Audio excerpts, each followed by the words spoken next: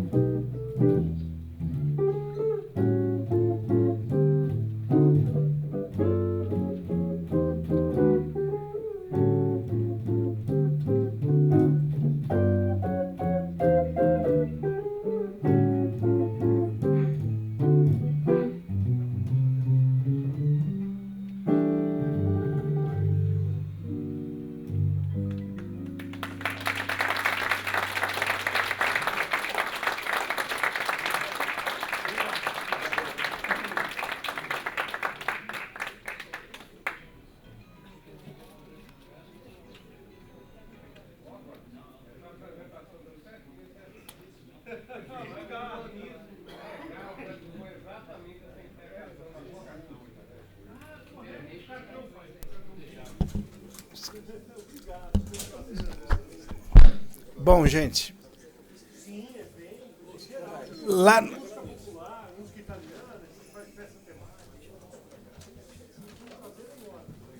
Nós vamos precisar de mais uma cadeira depois, quando vierem todos os três para cá, tá? Mais uma cadeira dessa. Ou dessa, o que der para trazer, certo? É. Bom, gente, obrigado para vocês. Quando nós estivermos no paraíso, falarmos de humanismo integral, vamos ouvir música. E passaremos a eternidade preocupados apenas em ver a beleza da verdade. Só que, como nós ainda não estamos no paraíso, a gente tem que usar as palavras e os conceitos e nos preocuparmos com a escravidão do relógio, certo? Deixa eu só falar uma coisa a propósito disso. A propósito do que ele está falando, quando eu morei em Paris, eu frequentava uma paróquia ali no Panteão. O padre fez uma reflexão: como é que será a vida eterna? Nós sabemos de antemão que não haverá mais maridos e mulheres, sexo, todos serão irmãos. E ele defendeu que a vida terá música o tempo todo. Não foi à toa que o Papa Pio XII, quando ele estava morrendo, ele pediu para tocar Nona Sinfonia de Beethoven. Certo. Então, nós que ainda não estamos morrendo, vamos, como eu disse, ouvirmos as nossas palestras. Agora, eu passo a palavra para o professor Antônio Marchione. Ele é teólogo e filósofo, professor aqui da PUC, e vai nos falar sobre a reconciliação do Homo sapiens e o Homo religiosus em Maritem. Depois que ele terminar a colocação dele, nós recompomos a mesa com todos os palestrantes da manhã, e aí eu vou pedir para aqueles que quiserem, já vão se preparando, a gente faz uma rápida rodada de perguntas, colocações, para que eles façam um comentário final a essas perguntas, essas colocações que vocês fizerem, tá bom? Então, Marchione, a palavra é sua, 30 minutos, tá certo?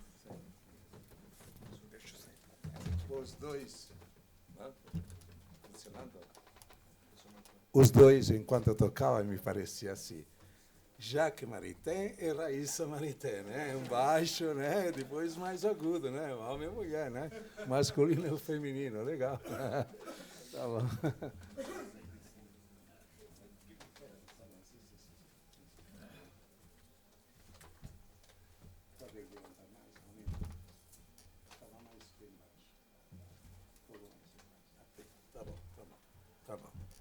Bom, coloquei esta escrita aí, perché è un poco o programa di Jacques Maritain, Tourner le cœur vers Dieu. Virar, direcionar os corações em direção a Deus. Porque a questão da verdade não é a questão só de ciência, mas é de sapiência. O brasão da PUC, não sei se aparece aqui em algum lugar, é ciência et augebitur scientia. Isso é sapiência e ciência. E quero falar exatamente desta ruptura que existiu faz 300 anos na cultura ocidental entre a sapiência e ciência, entre science e sagesse. Em português seria sapiência e scienza, in italiano la sapienza e la scienza, né? In inglese seria wisdom and weisheit, mi parece, né? No. E in alemão é Wissenschaft und Weisheit. No, science e wisdom. E in alemão eles falam Wissenschaft und Weisheit. Está muito em cima, tá? Então eu vou falar um pouco desta ruptura, mas antes vou dizer 4 coisas hoje. Vou falar da verdade em Maritain. Segundo, esta ruptura. Terceiro, o tomismo como meio para resolver a ruptura. E Maritain, como homem de igreja, é um homem santo. Já que Maritain e Raíssa são considerados os mendicantes do céu, os viandantes à procura da verdade, como Santo Agostinho. Santo Agostinho visitou todas as filosofias que existiam, até um belo dia encontrar uma pessoa que se chama Jesus Cristo. Ele ficou seduzido e resolveu a questão da procura dele. Inquietum est cor nostrum, Domine, et non requiescit, donec requiescat in te. O nosso coração está inquieto e não descansa até descansar, não em alguma coisa, em ti. E, da mesma forma, Maritain. Os dois vivem um tempo difícil no começo do século XX. Sobre as crises do século, as crises do universo, do mundo, da humanidade, a resposta que é dada é apenas o ceticismo. A Raíssa, a uma certa altura, dizia que os nossos professores eram filósofos, mas, de fato, haviam perdido qualquer esperança na filosofia. Eles procuravam averiguar tudo pelo processo da aprendizagem material e da averiguação positiva. E, de fato, desesperavam da verdade. E, finalmente, eles encontraram Charles Péguy e as aulas de Bergson. Aí viram um atalho para a verdade. E houve depois a leitura de Léon Blois, e os encontros pessoais com Léon Blois, e lá eles descobriram a figura de Jesus Cristo. Aí caíram nas mãos dele uns livros de Tomás de Aquino, e aí os dois se aperceberam que Tomás lhes dava aquilo que a Sorbonne lhes negava. Depois de um tempo, os dois fazem uma descoberta, da conexão entre verdade e felicidade. É aquilo que eu contei no vídeo, que a Raíssa ficou doente, era jovem, 22, 23 anos, quase ia morrer, veio o médico, e depois da extrema-unção ela ficou bem, e o médico falou aquela famosa frase que é esquisito, é merkwürdig, é esquisito isso que estou vendo. Ela ficou bem, mas ficou convalescente, e durante a convalescência, num fim de tarde, Maritain e a Vera, irmã de Raíssa, estavam olhando ela assim, que adormecia, e no rosto dela leram a felicidade. E Maritain anota na sua carta, era a felicidade como gaudium veritatis, como gozo da verdade. Então, o que é esta verdade de Maritain? Certo, para quem estuda filosofia ou lê qualquer coisa, existem várias verdades. Existem as verdades do senso comum, que nos permitem de sobreviver. A gente sabe que se joga debaixo do ônibus, morre. É uma verdade do senso comum. Depois existem verdades que são, para Platão, as verdades da caverna, né? Depois existem as verdades racionais experimentais, que são mais aquilo que chamamos de ciência experimental, e verdades racionais lógicas, como estas que estamos agora aqui apresentando. Mas depois, acima disso, existem outras verdades, que são as verdades metafísicas, aquelas acerca dos entes mais que físicos, sobre as quais não temos provas físicas, mas talvez tenhamos provas do coração. Como é que acabou aqui? Eu queria que ficasse ligado o tempo todo. Dá para dar uma ordem para ficar ligado? Manter o tempo todo? Sim, o tempo todo. Foi embora, menino? Tá bom. Que são as verdades metafísicas, que podem ser vistas pelo coração. Depois, existe outro tipo de verdades, que são as verdades reveladas, objeto particularmente da teologia. E, enfim, existe, o que existe mais? Existe a fonte das verdades. E a fonte das verdades não é alguma coisa, é alguém. Se chama Jesus Cristo. Mas Jesus Cristo não apenas como personagem histórico, mas Jesus Cristo como encarnação da divindade. Encarnação da divindade. Cristo como Filho do Pai, como o pensar do Pai, como sapiência patris, isto é, a sapiência do Pai. Cristo como pensamento de Deus, que se encarna, é um Deus que se faz homem, e se torna Deus-homem, para que os homens sejam deuses, e se tornem homens-deuses. Este, no meu entendimento, é toda a programação da verdade segundo Maritain. Vou passar agora numa segunda reflexão, que é a seguinte. Qual é hoje a maior preocupação da teologia no planeta Terra? É resolver a ruptura existente entre o Homo sapiens e o Homo religioso. Durante a história, durante os milênios, o Homo sapiens sempre foi também Homo religioso. Todos os grandes pensadores foram sapiens e religiosos.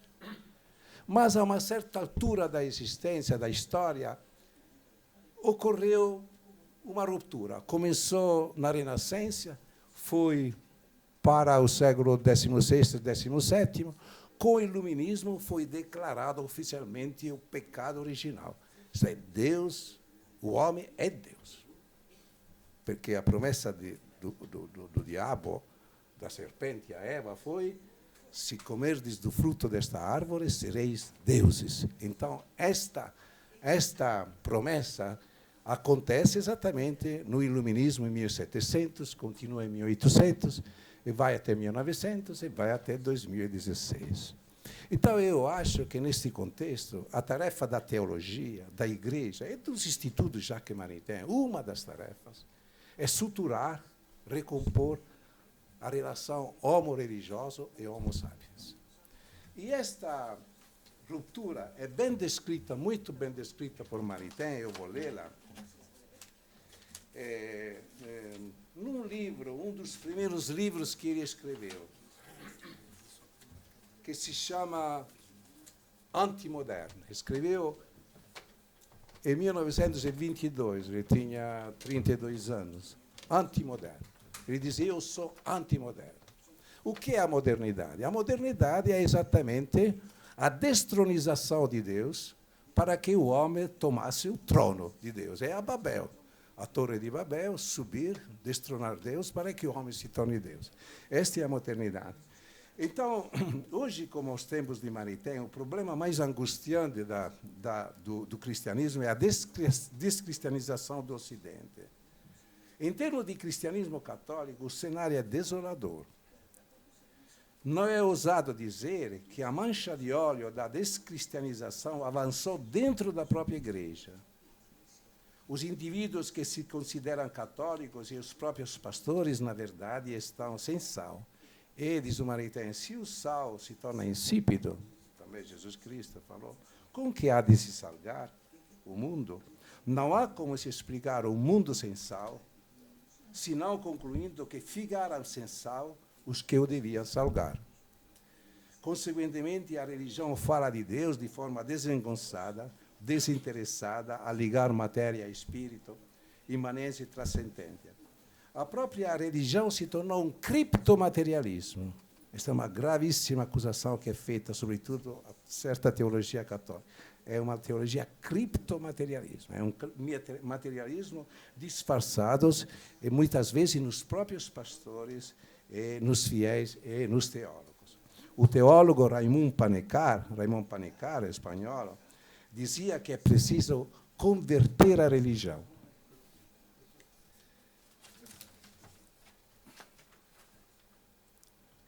Diz Maritain que, depois da Idade Média, a história moderna é a história da agonia da cristandade. O espírito da aceidade, isto é, o homem que se satisfaz a si mesmo, que é suficiente a si mesmo, aceidade, que é o espírito da revolução anticristã, se introduz vitoriosamente na Europa com a Renascença e a Reforma. Ele dá uma muita importância negativa, né, a Lutero. Tirando da ordem cristã a estética e as atividades do espírito humano, substituindo a trindade com o eu. Este espírito anticristão, diz ele, diz Maritain, no Antimoderno, auxiliado habilmente pela contra-igreja maçônica, conseguiu eliminar Deus de qualquer centro do poder. No nível político, após 600, o reagrupamento napoleônico da Europa, sob o signo da Revolução Francesa, ele nota que Carlos Magno reagrupou a Europa sob o signo do cristianismo, o Sacro Romano Império. Napoleão vai reagrupar a Europa sob os signos dos ideais da Revolução Francesa, anticristãos. Este fato acelera o desapossamento da Igreja de qualquer poder temporal e do direito cristão.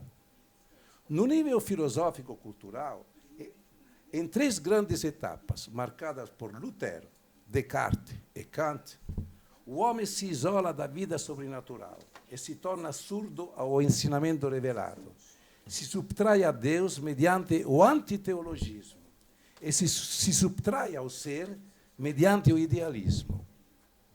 Se dobra sobre si mesmo, se fecha como um todo-poderoso dentro de sua própria imanência. Faz girar o universo ao redor do seu cérebro.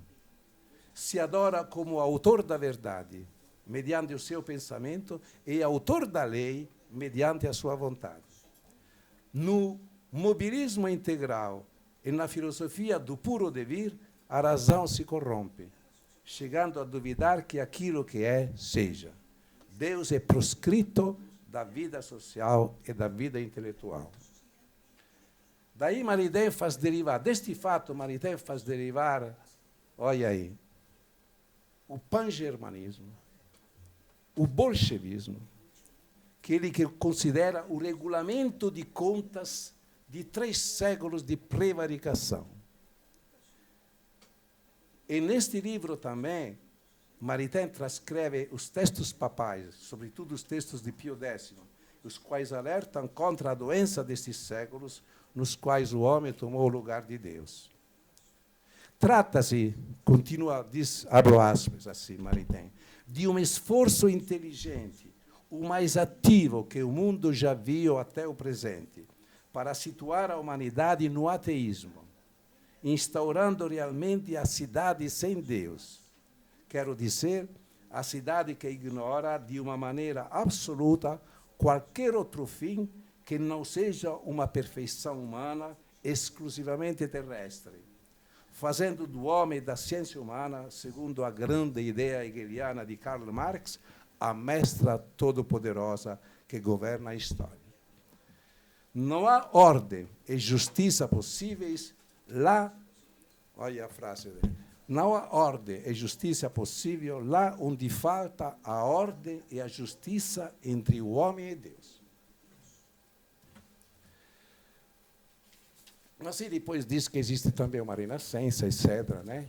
Na França, no mundo, etc., na teologia está existindo uma renascença, e aí umas considerações que não são feitas por Maritain, mas pela teologia atual, que, no fundo, nem tudo é negativo. Estamos numa crise de crescimento. Eu estou convencido que a humanidade está na infância do seu devir. Acredito que nós ainda estamos assim, esboçando o bem, não conseguimos fazer. Pensamos o bem, pensamos a égalité, a fraternidade, a liberdade, não conseguimos realizá-la. Video bona pro poco, dizia já Terêncio na Roma antiga, deteriora cego. Vejo as coisas boas e as aprovo, mas sigo e faço as deterioras. Né? Então, nós estamos no começo. Acredito que daqui a uns milênios o espírito humano será mais evoluído, estamos em evolução, e o espírito humano terá uma preponderância sobre a carne, sobre o corpo. Por enquanto, o nosso vício é a nossa carne comandar o espírito, e a nossa virtude é o nosso espírito comandar a carne. Aí ontem li uma piadinha, dizia, mas se a carne é fraca e o espírito é forte, por que a carne é que sempre vence? Tá bom. Então, digamos, há uma crise, então Deus é evolução, Deus está dentro do universo, evoluindo com o universo. Não é um conceito panteísta, aqui quero alertar, não dá para explicar, mas é um conceito da atual teologia. Então, estamos em evolução e vamos andando até a ponta da nossa alma, que é o nosso espírito destinado para a eternidade. E o que é que faz o Marité? Então, dizíamos que a nossa tarefa, entre outras coisas, é entrar nesta reconstituição, nesta reharmonização do homo religioso com o homo sapiens. O que é que faz o Marité? No meu entendimento, o Marité se utiliza, porque o que ele passava no começo do século XX é o mesmo que nós passamos neste século. Ele se utiliza de dois instrumentos. Um é a filosofia, o outro é a santidade. Enquanto a filosofia se utiliza do marxismo, não sei se me coloca fora a minha... Eu queria só, não sei se é necessário, mas como temos jovens filósofos aqui, só relembrar com um pouco a essência do... Me coloca o meu texto. A essência... Não é isso. Baixa aqui.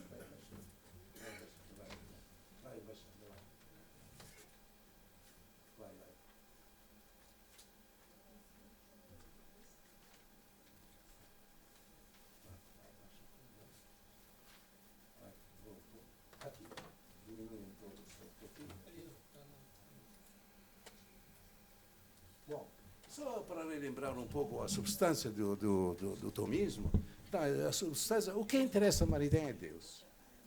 É levar o homem até Deus. Então, ele acha que o caminho do tomismo é o mais apto para isso.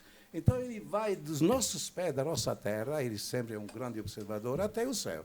Então, ele começa. Tem coisas que existem, a experiência do ser. Nada é mais banal, simples e certo do que isso. Segundo, as coisas são diferentes uma da outra. A noção de ser é transcendental, isso é, pertence a todos os seres, mas de uma forma diferenciada. Então, análoga, não igual. O ser vem antes do devir e não há mudança sem um ser que mude. Porque há filosofias modernas que centralizam tudo sobre o devir. E aí ele diz, mas não, me diz Heráclito, durar é mudar. Ele fala assim mesmo em francês, mas não, me diz Heraclito, mas não, me diz Heráclito. Durar é mudar, o movimento do devir vem antes do ser imóvel. Aí parte o princípio da inteligibilidade. Isto é contra toda a modernidade. O ser é objeto próprio da inteligência e toda a coisa é inteligível na medida que ela é. O próprio existir das coisas torna elas inteligíveis. Mas não, me diz o Kant, ele diz, mas não, me diz Kant, é impossível que eu conheça aquilo que está fora da minha mente, pois aquilo que conheço está necessariamente no meu pensamento. É o idealismo. Né? Qual é, pois? Vamos lá. Você levantou? Não. Princípio da identidade. Toda coisa é aquilo que é. É princípio de contradição. Ser não é não ser. É uma verdade conhecida por si, a primeira que se impõe à minha inteligência. Mas não, me diz Hegel, o ser e o não ser são idênticos, pois o ser é pura indeterminação, e a pura indeterminação é nada, e o devir é nada. Depois o princípio da razão. Tudo aquilo que é tem uma razão de ser. É uma verdade conhecida por si. Mas não, me dizem Schopenhauer e os pessimistas da verdade, o fundo do ser é irracional, porque nos enganamos ao contar que a natureza é em si mesma totalmente penetrável à inteligência, como um sistema de ideias claras. E o mal, ao menos, não se explica. Depois, o princípio da causalidade, porque ele vai ter que mostrar que Deus é a causa primeira. Então, ele está indo assim. Princípio de os seres não apenas são, eles agem. A ação é a consequência, a manifestação do ser. Agere, dizia Aristóteles, seguidor esse. Tudo aquilo que não possui o ser, por si, tem uma causa. É uma verdade conhecida por si. Mas não, me diz o Kant, o princípio da causalidade não é uma verdade conhecida por si, pois é um juízo sintético a priori, quando o nosso espírito junta dois termos heterogêneos. Princípio da finalidade. Toda a gente age para um fim. Mas não, me diz Augusto Conte, o princípio da causalidade é um vestígio do estágio metafísico. É preciso substituí-lo pelo princípio positivo das condições de existência. Por exemplo, o pássaro voa porque tem asas ou tem asas porque voa? Marco Aurélio. O pássaro voa porque tem asas ou tem asas porque voa? Uma das duas. Então, é claro, ele diz assim, o pássaro tem asas porque é destinado a voar. Ele foi criado com um ser destinado a voar, por isso criou as asas. Né? Certo? Mas ele diz o contrário, o pássaro voa porque tem asas, não tem asas para voar. Se a condição de ter asas não estivesse realizada, não há pássaro que voa. Esta é toda a explicação. O mais não pode vir do menos. Aquilo que possui menos ser e menos perfeição não pode ser causa nem razão de ser daquilo que possui mais ser e mais perfeição. Isto é, o efeito nunca é maior que a causa. Eis que tudo aquilo que possui um ser ou uma perfeição por participação... Ah, não. Eu pulei, como é que é? A causa tem mais ser e perfeição que aquilo do que é causa, do que é razão, certo? Aquilo que não é, o efeito da causa tem mais perfeição que o efeito. Aquilo que não é por si, supõe antes dele aquilo que é por si. Tudo aquilo que possui um ser ou uma perfeição por participação se reporta aquilo que possui esta perfeição por essência como ao seu princípio e a sua causa. Eis que, em razão de todas as perfeições que estão por participação nas coisas, o movimento natural da minha reflexão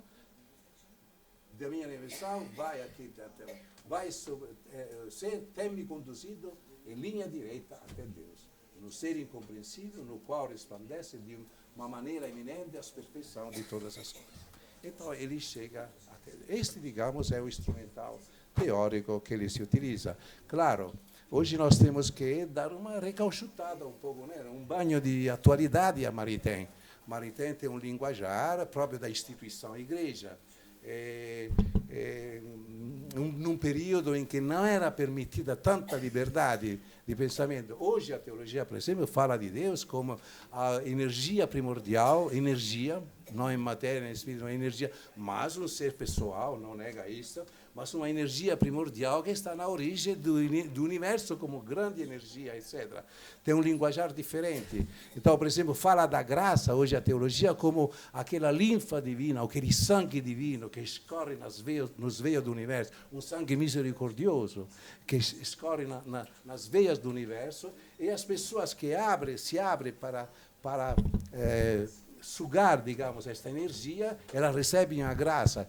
E assim, da mesma forma, a teologia está reinventando o discurso sobre o pecado original, o discurso sobre a eternidade da alma, o discurso sobre como nascem as almas, de onde vêm as almas, como vêm as almas, etc. Todo esse linguajar precisa um pouco dar uma atualização, talvez seja tarefa dos nossos jovens aqui, estudar este problema para que o homem contemporâneo possa estar atento. Isto é, hoje a teologia está se utilizando, há toda uma série de teólogos que estão se utilizando da linguagem da física para explicar a teologia. Isso é certo que há um certo momento que esses próprios teólogos dizem, mais para lá não posso ir, com a razão. Tem um momento em que eu preciso me ajoelhar e dizer, eu creio na revelação, eu creio na igreja, no magistério, eu creio, me ajoelho e creio. Para lá, a filosofia, o raso humano não pode ir mais para o lado disso aqui. E assim, para terminar, assim queria falar um pouco do homem Maritain. Certo, Maritain é uma pessoa grande,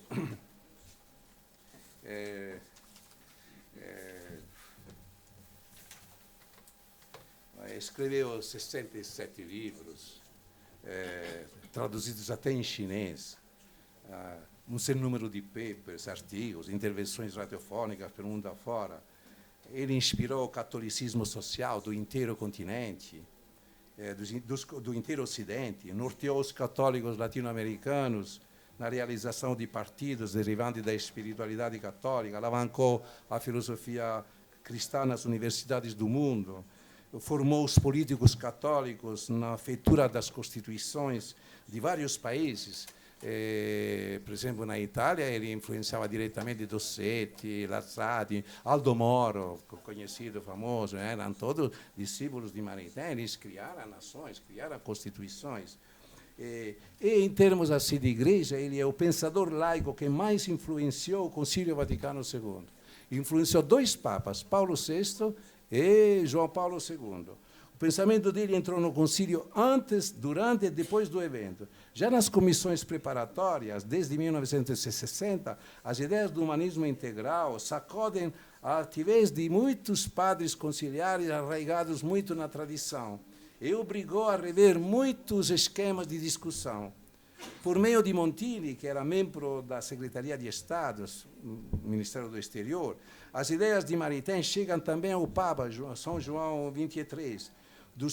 Durante o Sacro Sínodo, o pensamento de filósofo Maritain flui para os delineamentos da Igreja no mundo atual, na Constituição Gaudium et Spes. Influenciou de uma maneira fortíssima o tema da libertação, da liberdade religiosa na Declaração de Dignidades Humanas. Entrou com força no tema do diálogo com os não cristãos, a mulher dele era judia, e na Declaração Nossa Aetate. E sobre o tema do apostolado dos leigos, no Decreto Apostólico Atosidade. E Maritain forja a famosa frase, agir como cristão, como chrétien, e quando você está numa comunidade civil, e agir enquanto cristão quando você está dentro da igreja, en tant que chrétien, quando está dentro da comunidade eclesial, mas como chrétien quando você está fora da igreja, na sociedade civil. O Maritain está sempre preocupado em distinguir para unir o que? Tradição e modernidade, humanismo e cristianismo, natureza e sobrenatureza, liberdade e graça, razão e fé, Estado e igreja. Um ano após o encerramento do concílio, em Le Paysan de la Garonne, né, o camponês da Garona, Maritain desperta pistas e perspectivas sobre a igreja no mundo, chegando a influenciar os documentos papais posteriores, como a encíclica Populorum Progresso de Paulo VI sobre o progresso dos povos. A encíclica cita expressamente o humanismo integral de Maritain. E Laborem Exercens de João Paulo II sobre o trabalho humano. Depois do concílio, isto é uma coisa relevante. Depois do concílio, nem todo mundo está sabendo, houve na igreja perigo de cismas, e vários cismas. Aconteceu com a comunidade Pio X de Bispo Lefebvre, mas havia a possibilidade de vários cismas, tanto à direita como à esquerda. E isto fez sofrer muito o Papa Montini, que chamou Maritain. E Maritain aconselha o Papa a redigir e a rezar publicamente. Em 30 de junho de 1968, podem ver esta aqui, como uma declaração de fé do católico, uma oração da fé, com a qual o Papa quis satisfazer de maneira adequada a necessidade de luz que angustia tanto fiéis e a todos aqueles que no mundo buscam a verdade. O próprio Maritain, junto com o cardeal Journet, ele ajudou, ele ajustou esta oração que o Papa Paulo VI fez, sabe, publicamente. Pode ser vista esta oração famosíssima na internet, etc. E depois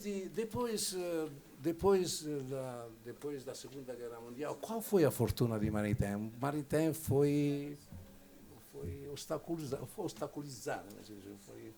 foi esnobado pelas universidades da Europa e até pela Igreja. Há, por exemplo, teólogos católicos, por exemplo, o mais falado é Hans Küng, que nunca nomeia Maritain.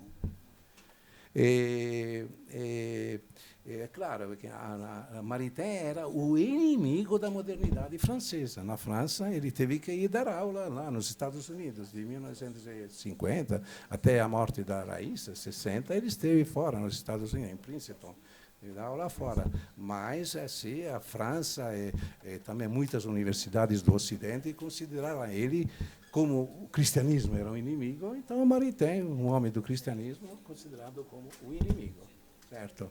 E depois disso ele se retira entre a comunidade dos irmãos, pequenos irmãos de Jesus de Toulouse. Existem relatos, porque vocês sabem que em 1911 foi aberto o processo para beatificação da Raíssa e de Jacques, né? E para isso foi feita uma colheita de testemunhos no mundo inteiro sobre a vida dos dois. Existe um livro em francês que relata de 200, 300 páginas, que relata todos os episódios. Eu peguei na internet, dá para pegar na internet este livro gratuitamente, que relata todos os testemunhos em que as pessoas consideravam Maritain um santo, uma pessoa que emanava Deus do seu corpo e da sua mente.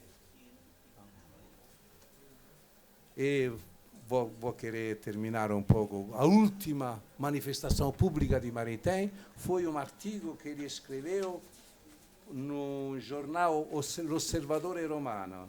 Não, nem L'Osservatore della Domenica, em italiano. No dia 6 de março de 1966, a última frase que nós sabemos pública, oficial de Maritain, ele diz assim: os intelectuais, nós, mais que destinados a procurar as verdades, devemos amar a verdade. Muito bem.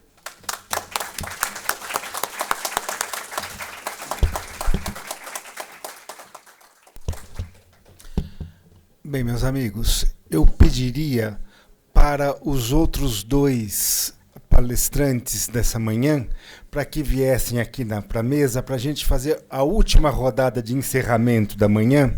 Por favor, professor Cláudio. Genaro. E enquanto vocês vão vindo e vão assumindo aí, o professor Lafayette tem alguns recados da organização para dar para todos nós. Pode dar os recados, Lafayette?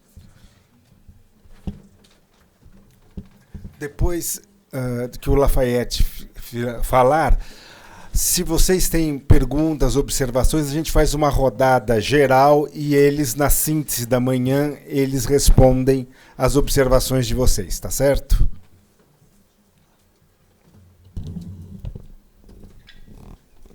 Bom, na parte da tarde nós teremos as apresentações dos trabalhos. Serão 5 grupos de trabalho, 5 GTs, sendo que o GT 1 e 2, eles ficarão nesta sala e terão a tradução simultânea. Vale dizer também que no GT 2, o professor Battazzini, do Uruguai, não pôde comparecer e vai estar no lugar dele o professor Dr. José Albuquerque Henriques, que está conosco aqui, que é da Universidade Católica no Chile.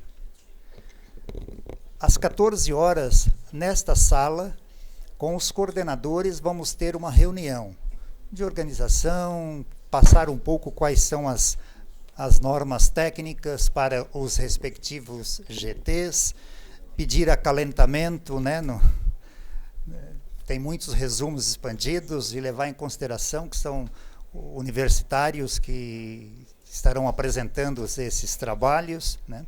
São pesquisas iniciadas de 5, 6 páginas, né? Às 14h15 iniciaremos os grupos. Nós teremos, então, monitores em cada um dos GTs. No GT 1 e 2 aqui é o Igor, que vai ficar como monitor. Cadê o Igor? Levanta, Igor, por favor. Que vai ficar aqui. Né? No GT 3 vai ser o Vitor. Né? Avantem. Que vai ficar lá no 3. Né? O GT 4 será o Moisés, que acho que não está aqui. Não. E o GT 5, o Felipe. Está ali.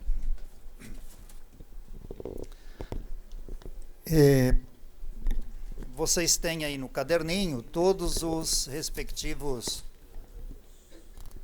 coordenadores, né, dos GTs. Aqui nesta sala ficarão, então, 6 coordenadores, né, que aí vão verificar quais serão as regras de acordo com as regras estabelecidas, ou criar novas regras, considerando aí a presença dos 2 grupos nesta sala. Tá? Só lembrando que todos os GTs vão funcionar neste lado aqui da universidade, neste andar mesmo. Né? Então, as salas são, aqui 121, do lado direito, né, as 108 e 9 lá no fundo, enfim, não vai ser absolutamente nada difícil você encontrar. Se tiver alguma dificuldade, pedir algum dos monitores, né, senão, logo na entrada, você tem o mapa do andar. Né? Não vai ser difícil você localizar o respectivo GT. Nós vamos com os GTs até as 17h30. Né?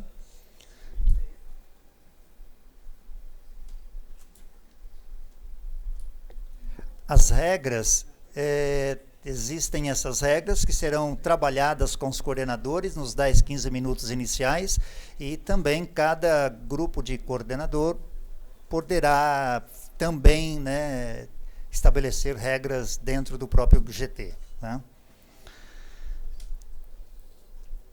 Eu estava dizendo, então, que os grupos, nós vamos até as 17h30, né?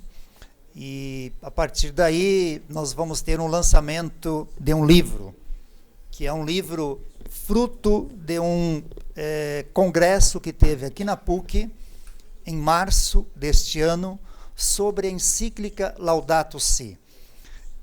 Foi uma solicitação do senhor cardeal, a reitora da PUC, para que pudesse fazer este congresso. Do congresso resultou, então, neste livro, com um conjunto de artigos, diálogos no interior da Casa Comum, recepções interdisciplinares sobre a encíclica Laudato Si. Coordenação do professor da casa, né, João Décio dos Passos. Um dos autores é o Frei Josafá. O Frei Josafá vai estar aqui e por 15 minutos vai dirigir a palavra também nesta sala a partir das 17h30. Né? E depois teremos aí o coquetel. Né? E amanhã? Inicialmente nós havíamos previsto de fazer o evento lá no Memorial da América Latina, porque falar um pouco sobre Franco Montoro, sobre o legado de Franco Montoro, né? E seria ali onde que era o Parlatino, no auditório do antigo Parlatino, né? Uma entidade que ele que ajudou a construir, né? E hoje tem outro direcionamento, evidentemente. Mas não foi possível porque convidamos o ex-presidente Fernando Henrique Cardoso, mas por questões de doença acabou desconfirmando, e por conta disto achamos que seria mais prudente continuarmos aqui na PUC mesmo. Então vamos ouvir o padre Aleixo, né, que vem lá de Brasília. Né? Ele vai falar sobre Francisco de Vitória, né, e fazer, evidentemente, uma relação do pensamento, né, de Francisco de Vitória com Franco Montoro. E depois, o professor Vambert. O professor Vambert, né, fará uma relação do pensamento de Maritain com o pensamento de Franco Montoro. Né? E peço aí a vossa ajuda e paciência, né, para trazerem, os cachorrinhos não, mas puderem trazer os seus parentes, amigos, né? Sábado é um pouco menos habitada a universidade, então se houver oportunidade de convidar os estrangeiros, não tem a necessidade de trazer, não, pessoas da família, né? É meio difícil de virem rápido para cá, mas se houver oportunidade de vocês que moram aqui em São Paulo, né, convidar, né? Estou vendo lá o professor Maurício, certamente, né? A professora Maria Luísa Marcílio vai trazer o filho, né? Então, só para concluir, esses livretos foram feitos em um número um pouco maior, né, sob protesto do professor Hilton, que é o tesoureiro do Instituto, né, exatamente para que possam vocês, para que possam...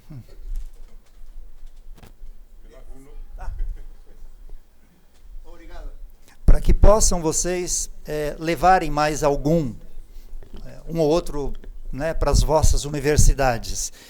Isto levando em consideração que quando nós também, né, vamos para esses congressos, trazemos mais não só para o pessoal da minha universidade ter conhecimento do que aconteceu lá, mas isso acaba servindo de modelo, né? O que tem aqui é modelo em outros congressos também. Então, ali fora tem um pouco desse material. E tem também algumas folhas daquele material que foi objeto de discussão ontem à tarde. Está aqui na mesa aqui fora. Tá?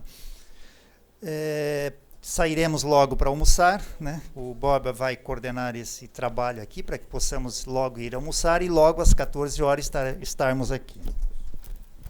Obrigado. Bem, então nós estamos indo para...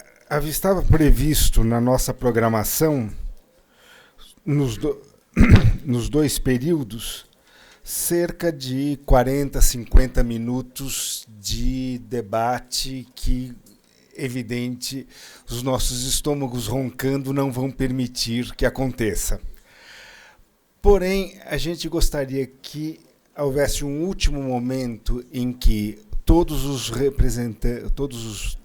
palestrantes de hoje pudessem falar, fazer uma última colocação de síntese do que foi para eles amanhã. E antes deles se colocarem, eu gostaria de saber se vocês têm questões, observações, comentários, e aí daríamos a palavra para todo o auditório, para todos os presentes, e vocês comentam, respondem também, considerando as colocações deles. Por favor. Sim, o outro microfone... Existe um microfone... Sim, sim. Sim, sim, tem que ser... Bom, pediríamos que todos que falassem fossem bastante rápidos para dar tempo. Por favor. Inicialmente, quero felicitar a todos pelas excelentes exposições que fizeram. Uma breve observação sobre a questão da verdade. Pilatos perguntou, quid est veritas? O que é a verdade? 14 letras. Com as mesmas 14 letras, em ordem diferente, está a resposta. É o varão que está aqui presente. Est vir qui ad est. Jesus é a verdade, o caminho e a vida. Legal. Tem mais lá no fundo. Por favor, se tem mais alguém para a gente ser rápido, eu pedia que levantasse a mão que eu já vou ajudar. O pessoal já vai se dirigindo. Bueno, tengo muchísimas preguntas, pero voy a hacer 2 que están, creo, emparentadas. Una al profesor de Chico y otra al profesor Marchioni.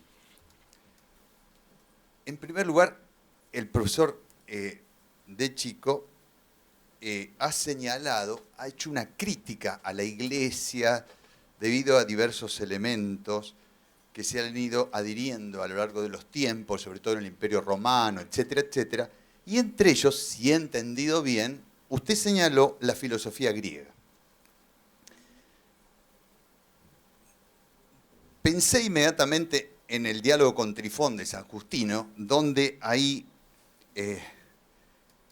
Trifón descubre en la revelación divina la verdadera filosofía que estaba buscando. Si bien nosotros sabemos que no es una filosofía porque no es un camino salvífico. Sin embargo, encontraba ese logos griego, la coronación en el logos revelado. Y de ahí la gran síntesis entre la filosofía griega y la fe cristiana. Y la importancia del intellectus fidei. Ese punto, si se viese esa unidad, si se ve como algo contradictorio, genera, a mi humilde juicio, la crisis que hoy vive la Iglesia Católica, que es la separación, en virtud de la negación de la metafísica, entre razón y fe y la imposibilidad de hacer un intellectus fidei fundamental para una vida cristiana. Es cierto que la esencia de la vida cristiana consiste en la caritas, pero la condición de la vida cristiana es la fe. Recuerdo el compendio de teología. Mi querido Reginaldo, te voy a exponer 3 cuestiones. Aquellas cuestiones que nos enseñaron los apóstoles y más conformes a la recta razón. Primero, la fe por la cual conocemos la verdad. Segundo, la esperanza que nos mueve a la verdad. Y tercero, la caridad que nos une con la verdad. La fe es la condición, la caridad es la esencia, pero rompemos la fe y ese intellectu fidei que estaba hablando y la caridad no se puede dar.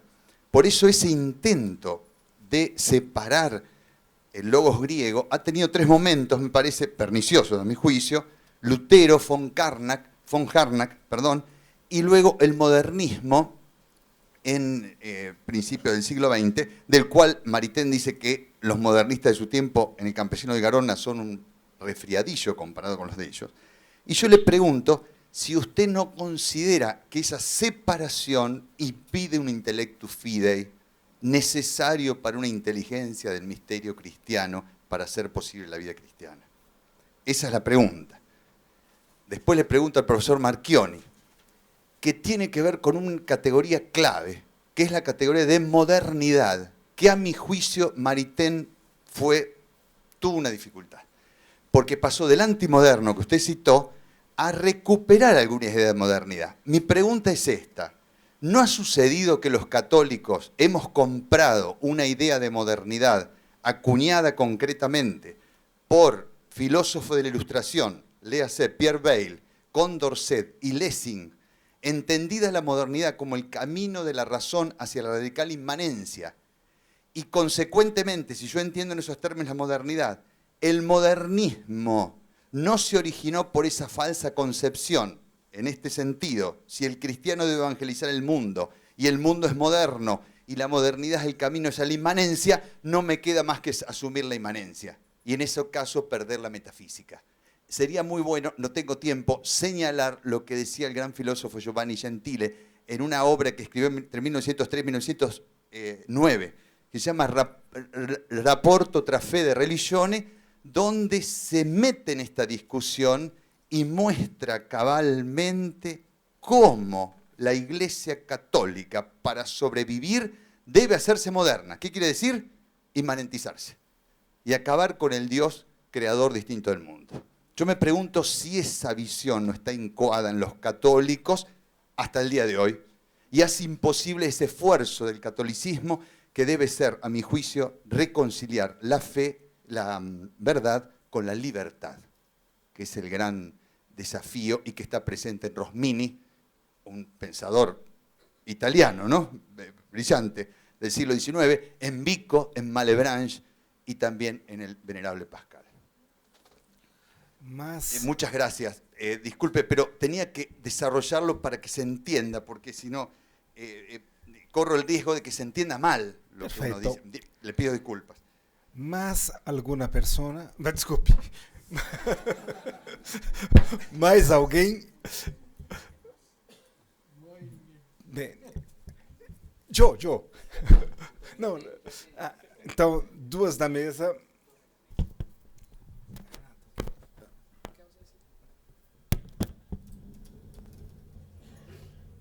O professor De Sico, quando falava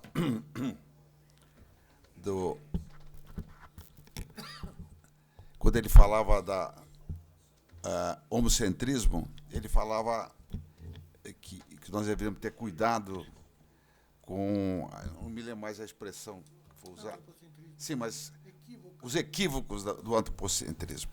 Eu perguntaria ao professor o seguinte: certos movimentos feministas defendem o aborto, né, como sendo um direito da mulher, né, o direito do corpo da mulher. E nós sabemos que a mulher que aborta, mesmo que ela não tenha fé, seja uma antropocêntrica, no sentido radical, ela fica com um problema de consciência muito forte. E há pesquisas que mostram que muitas vão ao suicídio, muitas vão à depressão, e só, a meu juízo, haveria uma maneira dela afastar aquilo da sua consciência, que seria a graça do perdão, da confissão. Então, eu gostaria de perguntar ao professor se essa ideia de que é o direito do corpo da mulher poder suicidar não seria um falso antropocentrismo. Uma armadilha, a expressão que o senhor usou, do antropocentrismo.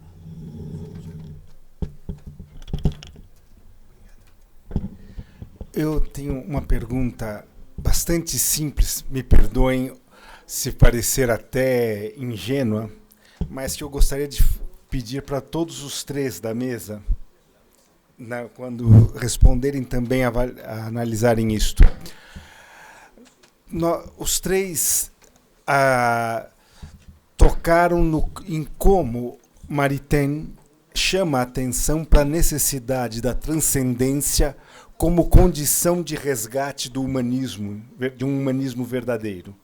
De um modo ou de outro, o tema estava presente, inclusive no tema da misericórdia. Nós poderíamos resgatar toda essa discussão como um subtexto na sua apresentação, Genaro. Porém, sociologicamente, nós constatamos cada vez mais que a transcendência deixou de ser uma coisa evidente. Numa sociedade de um século atrás, se nós estivéssemos falando há um século atrás, as pessoas poderiam discordar sobre os elementos da confissão católica ou dessa ou daquela religião, mas todos concordariam da existência de uma transcendência, de uma experiência religiosa, de uma incapacidade de autoexplicação do ser humano. Isso era o senso comum. Hoje, isso é totalmente estranho. Então, eu queria saber como esse resgate da transcendência dentro do humanismo pode ser feito numa sociedade que perdeu a própria noção da experiência da transcendência. Tem mais uma pergunta, por favor. Me atreví, me costó, pero me atreví. La pregunta es a todos. Mi pregunta es, no es pregunta, es como pedir una profundización. No solo a los expositores de hoy, también a usted y también a Renato, que pueden aportar. El profesor de chico ha hecho realmente una visión global extraordinaria de la evolución del pensamiento. El profesor Francioni nos ha guiado desde otro punto de vista hacia una reflexión sobre la cultura y el profesor Genaro nos ha introducido en un tema del cual el Papa nos habla todos los días. Los tres temas me parece a mí que señalan que hay un olvido, así como ha señalado el olvido de la trascendencia, usted profesor, señalan que hay en nosotros, que hay en la Iglesia, que hay en la cultura, el olvido de una noción central en el pensamiento de Jacques Maritain, de la noción de ley natural. La ley natural como realmente un centro vital del pensamiento humano. Y quisiera pedirle a cada uno que trate de ligar su tema con este tema, así como con el olvido de la trascendencia. Creo que esa trascendencia se vincula con el problema de la ley natural.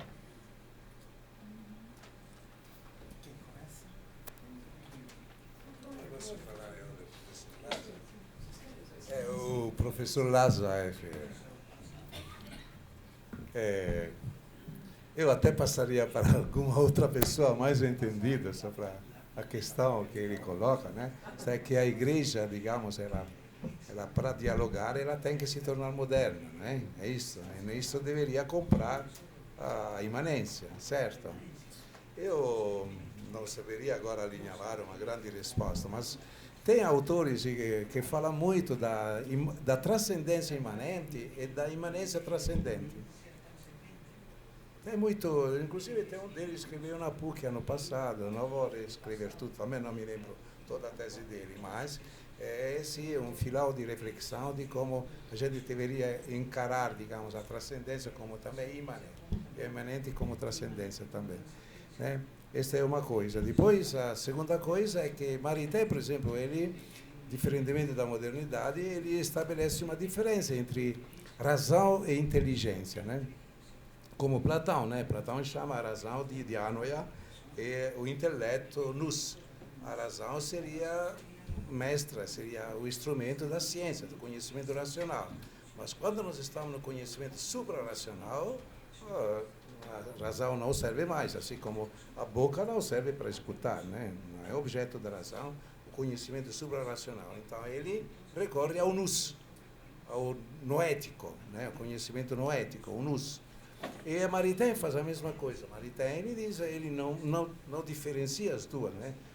Inteligência, intelecto e razão, mas ele diz assim que temos uma faculdade de conhecer e ela, nos primórdios, assim, ela trabalha através do discurso, através do silogismo, comparando, etc. Só que a uma certa altura ela muda e se torna intuitiva, contemplativa, etc., né?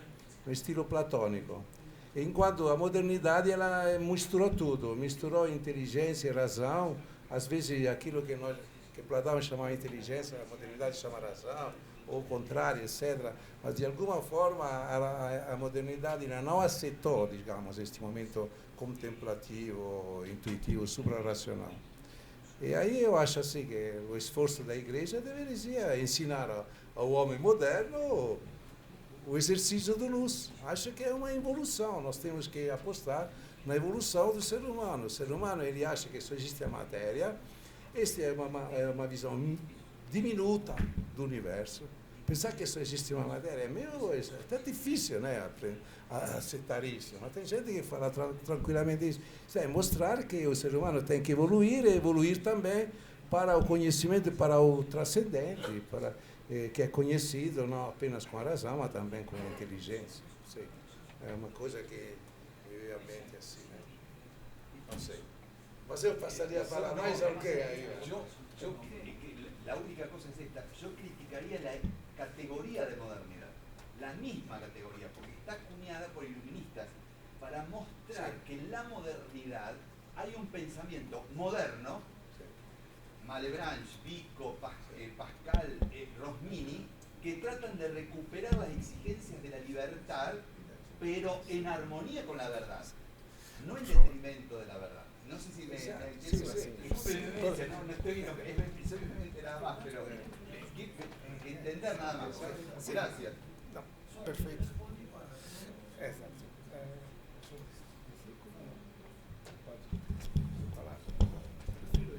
Certo. Bom, eu vou fazer uma resposta muito simples.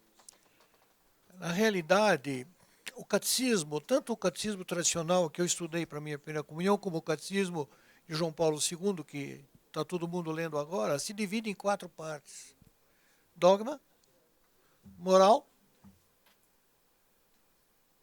sacramentos e apologética.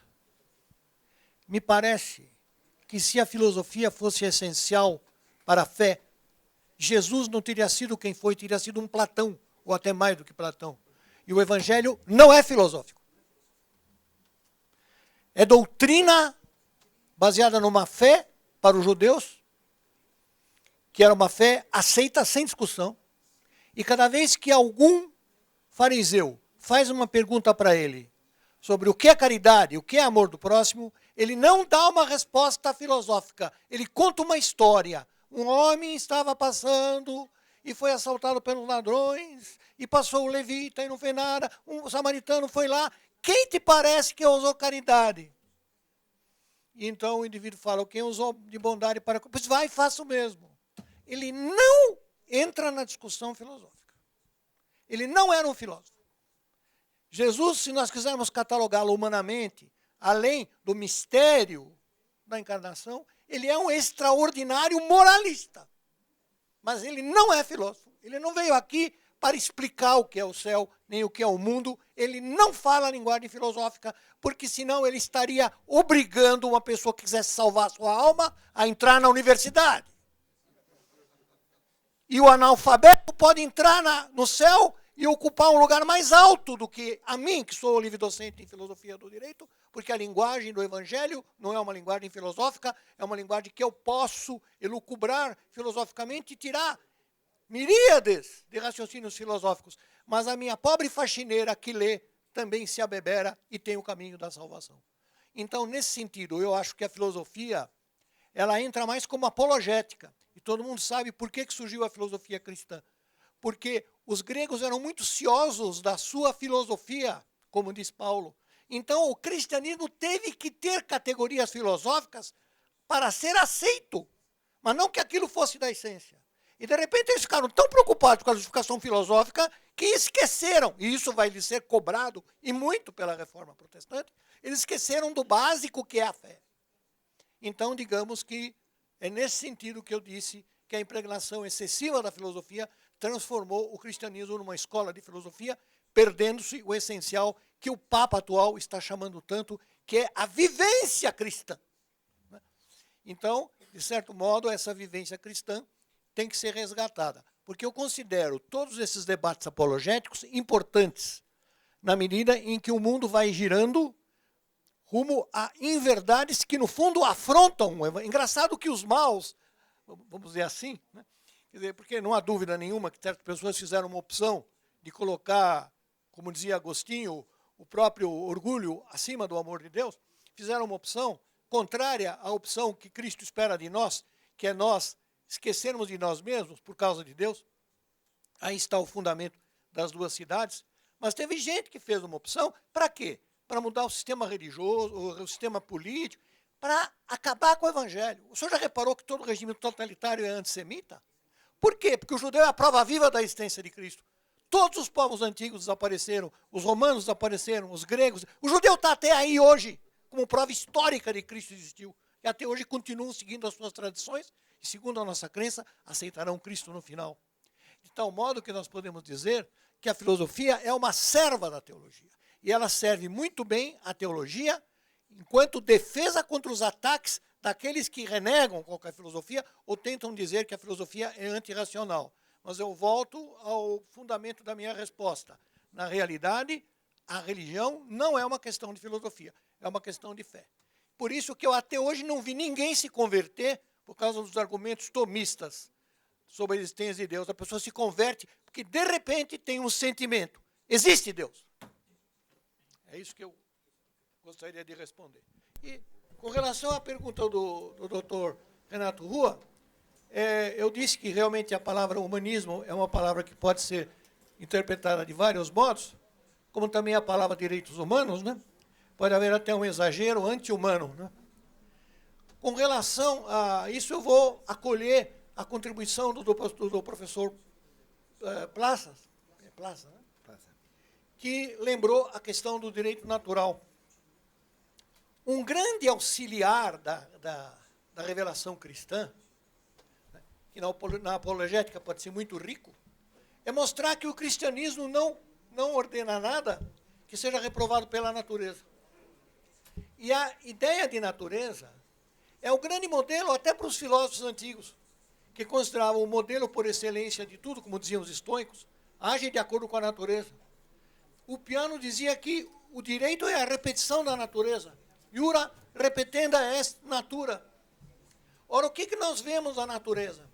Nós vemos na natureza que toda fêmea protege o seu filhote.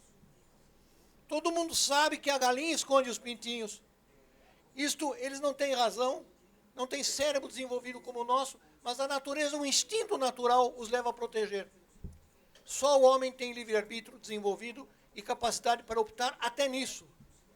Mas é claro que é um exagero, né, nós dizermos que uma mulher possa ter o direito de tirar a vida de quem quer que seja. A discussão se desloca para o seguinte: o feto já é um ser humano, que é uma discussão que os médicos, os psicólogos, enfim, todo um estudo interdisciplinar pode dizer se é uma pessoa humana. Eu diria que é impotência. porque ela já é em potência, em botão, aquilo que será um ser humano. Mas aí então não é preciso invocar a revelação, podemos usar o argumento da natureza para dizer que o aborto, ele realmente, se fosse usado como lei, ele acabaria com a reprodução humana. Porque foi a natureza que determinou que o homem seja gestado na sua mãe. Então, se você dá a essa mãe o direito de matar esse fruto que está no seu ventre, seria mais ou menos a mesma coisa do que você defender o absurdo. Então, eu acho que o esquecimento do direito natural tem ajudado muito essa equivocidade, essa ambiguidade sobre o termo direitos humanos ou humanismo. Então, realmente, é uma ideia recorrente. Você, para ser um verdadeiro humanista, você não pode contrariar a natureza humana. O naturalismo, o direito natural, nada mais é do que uma explicitação normativa daquilo que é a própria natureza do homem. Não sei se eu consegui responder. Quer dizer, acolhendo a ideia de direito natural, fica muito mais reforçado o que é humanismo verdadeiro e o que não é. E aí jamais uma lei colocada pelo Estado, como por exemplo condenando as pessoas à esterilidade, ou à diminuição da população, como foi feito na Índia, uma época, algumas décadas atrás, o filho da Indira Gandhi ordenou a esterilização em massa, né? Em vez de tirar dinheiro dos marajás e distribuir entre o povo, ele queria esterilizar os homens, né? Para diminuir a população. A gente vê que isto fere a natureza. Fere a natureza porque a natureza busca o quê? A vida. Tudo que é morte, é antivida, não é natural. Foi alguma coisa inventada pela astúcia de algum ser humano. A natureza só defende que você acabe com a vida quando é para sua própria sobrevivência. E aqui eu me lembro a frase de Bernard Shaw. Quando o animal mata, é porque ele está querendo se defender ou se alimentar. Só o homem mata por esporte. Obrigado. Só para dizer o seguinte, ex ipsa natura rei, da própria natureza da coisa. Gennaro, você fala, o professor Marchionni, pode falar em italiano, o Marchionni que é italiano, traduz. Todo mundo entende. Fala aqui que todo mundo entende. Aqui estamos na sua nação, todo mundo entende. Un accenno alla domanda un po' di Lasa che faceva ai due relatori, quella sulla verità. Credo che in Maritain ci sia davvero un'armonia tra soggettività ed oggettività, e riesce a dare una definizione completa di verità proprio al recupero di quella soggettività che è della modernità. Questo riusciamo a coglierlo in quella frase ripresa anche da Tommaso d'Aquino che mette in evidenza la relazione di conformità tra il soggetto conoscente e l'oggetto conosciuto, no? Quando parla di verità. E questa verità in Maritain diventa anche conoscenza, quindi la verità viene ripresa anche dall'esperienza, dal vissuto. Non si può eliminare nel concetto di verità maritainiano quello che è l'aspetto più empirico, quello che è l'aspetto anche di conoscenza che lui chiama. Questo è definito in maniera chiara ed esplicita nei gradi del sapere nell'opera di Maritain, che è un pilastro sulla conoscenza e sulla filosofia teoretica. E dall'altra parte, quindi, la bellezza di questo recupero della modernità da parte di Maritain, questo diventa il fondamento, perché delle volte ci accorgiamo che Maritain non è solo un copiatore di San Tommaso, ma è un vero e proprio filosofo che ha una sua filosofia, e a quella filosofia tommasiana aggiunge questo aspetto che deriva molto dalla modernità. Questa è la grandezza di Maritain, l'intuizione anche, no? L'aspetto dell'intuizione che riporta sia quella dell'essere ma anche quella creativa, dell'arte, dell'estetica. E dall'altra parte, ecco, sul termine trascendenza, è molto interessante riprendere questa frase dello stesso Cocteau che Maritain fa sua. Bisogna essere duri di intelletto e teneri di cuore. Duri di intelletto. Quando parla di durezza dell'intelletto parla della verità. Della verità. Cioè l'intelletto non può se non condurci alla verità. Ma accanto a questa verità Maritain propone la tenerezza del cuore. Bellissima rivederla nella Misericordia poi, no? La tenerezza del cuore sarebbe l'accoglienza dell'altro. Oggi in Europa si parla molto di immigrazione, di inclusione. Come mettere insieme l'aspetto di quelle che sono le nostre, la nostra autenticità di stile di vita, di origini, rispetto alla pluralità, alla diversità delle opinioni, delle culture, delle lingue. Ecco, questo ci riporta proprio a questa grandezza dell'accoglienza, della tenerezza, della misericordia. E qui io credo che ci sia anche quella legge naturale di cui parlava Julio, no? Quella legge naturale che è fondamento della misericordia stessa, è fondamento della tenerezza, è fondamento perché la legge naturale, proprio in quel testo importantissimo, no, dei diritti umani che scrive Jacques Maritain, e in cui emergono anche non solo i diritti i diritti fondamentali dell'essere umano, ma anche i diritti sociali, emerge come la legge naturale crea quella legge del cuore, una legge primaria, fondamentale, che è la base di tutte le altre leggi, è quella legge a cui ci rimanda Antigone, il famoso Antigone, quando chiaramente era combattuta tra quella che era la legge del cuore e quella che era la legge dello Stato.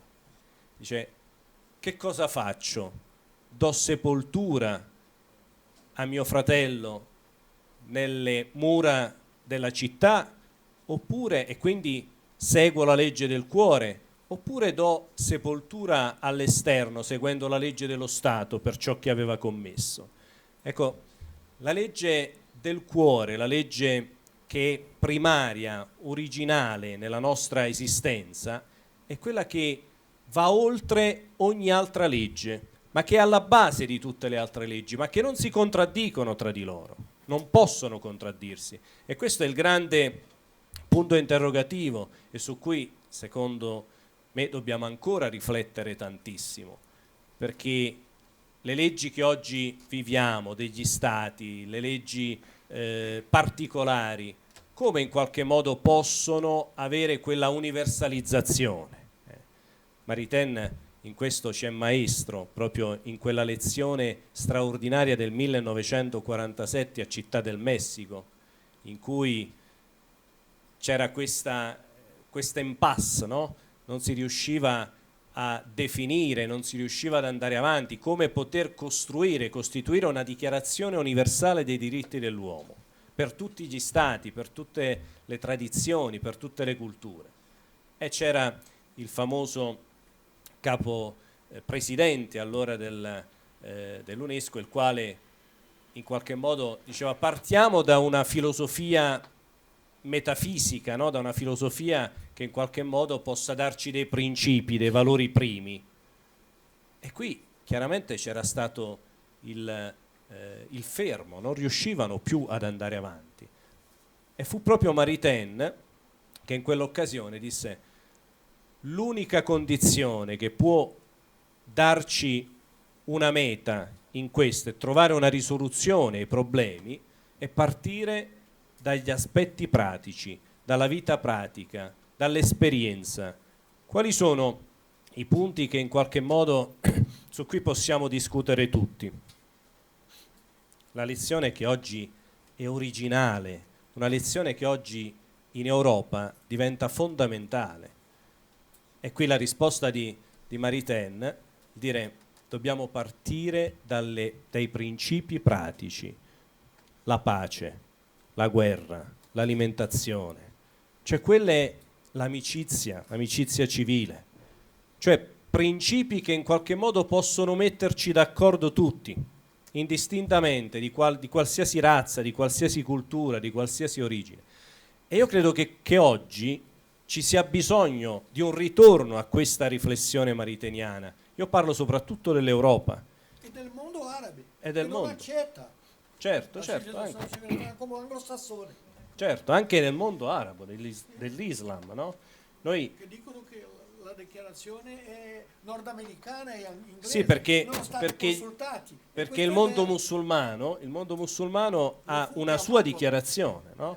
Cioè, questo è chiaro che ma anche quello che noi facciamo nei confronti del mondo arabo non va bene, perché in realtà noi andiamo a portare la democrazia in alcuni stati in cui non ci vuole la democrazia, no? E questa è la realtà, e questo è il punto su cui noi dobbiamo riflettere. L'America non deve in qualche modo essere il punto fermo, cioè nel dire che la democrazia possa essere esportata in tutti gli stati, perché chi non ce l'ha non la può comprendere la democrazia. Allora possiamo creare una formazione alla democrazia, possiamo formare, ma non possiamo certamente esportarla. Questo è un punto su cui secondo me dobbiamo crescere tutti quanti, ma il mondo intero in questo, cioè riconoscere quello che gli altri vivono nella loro condizione, nelle loro cose, nelle loro culture. Questo significa inclusione.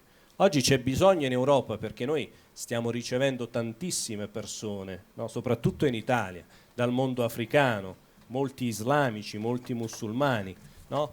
E questo non lo si può fare se non realmente si accoglie inclusivamente, non tanto nell'integrazione, perché integrare è già una parola che dice metà, non dice tutto. Includere significa accogliere completamente. Perfeito. Creio que uma das missões da ONU seria criar condições para que a guerra na Síria cessasse e essas pessoas pudessem voltar para suas casas. Agora, me parece extrapolar muito querer que os países europeus aceitem essa massa de gente para fazer o quê? Para virarem uma marginália de pessoas desempregadas, futuros drogados e assassinos. Eu não estou dando razão ao modo como eles estão fazendo isso, que é um modo agressivo, mas eu reconheço que lá existe problema de mercado de trabalho e são centenas de milhares de pessoas que estão entrando. E não vejo nenhum esforço sério para que essas pessoas da África ou da Ásia sejam reconduzidas para suas casas. Porque existe uma guerra na Síria que se transformou num novo Vietnã, com Estados Unidos de um lado e Rússia do outro. Então, evidentemente, que essas pessoas não querem ser bombardeadas e vêm esmolar um lugar na Europa que não tem condições de aceitar. Eu reconheço isso. Eu não sou bobo, eu percebi que às vezes você tem que negar mesmo. Porque você vai ter uma massa de pessoas desocupadas ou futuros criminosos. Enfim, é isso. Eu queria só reafirmar um conceito que é bom a gente saber. Os muçulmanos, ele tem uma declaração universal dos direitos. Eu, uma vez que eu peguei essa aqui, dei aos meus alunos de direito aqui na PUC, eu fiz uma prova. E eles gostaram, é muito superior a nós. É muito mais arejada, bonita, assim, do que a declaração da verdade. Dei uma prova com os alunos de direito mesmo. Aliás, é bom que a gente faça, né? Só porque me deram também uma deixa para eu falar, na possibilidade, só um minuto sobre essa questão da lei natural, porque me parece que a gente tem ainda que falar só um pouco mais sobre ela. De fato, a base para a qual nós devemos tender é a recuperação do conceito de lei natural. Só que nós temos que perceber que a lei natural não é uma lei instintiva, automática, mas é uma lei que é uma descoberta, eu diria, das pessoas. E as pessoas descobrem a lei natural quando se descobrem amadas. A grande crise da nossa sociedade nesse sentido É uma sociedade que desaprendeu o que é amar.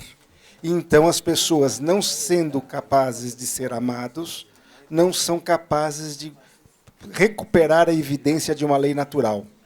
Eu tenho um grande amigo com o qual eu debati muitos anos, ateu, extremamente bem intencionado.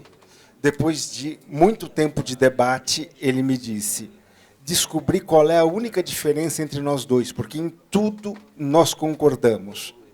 Mas você fez uma experiência, ou acredita ter feito uma experiência, de ter sido amado gratuitamente.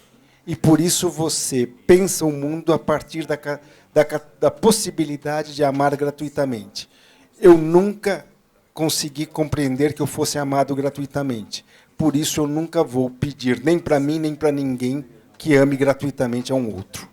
Eu acho que, e nesse sentido, a grande diferença, a grande questão é que não basta ser filósofo, é preciso ser santo. E não pensando como duas categorias opostas, vamos ser santos ou vamos ser filósofos, mas se temos o dom da filosofia, temos que ser filósofos santos se quisermos fazer nossa parte.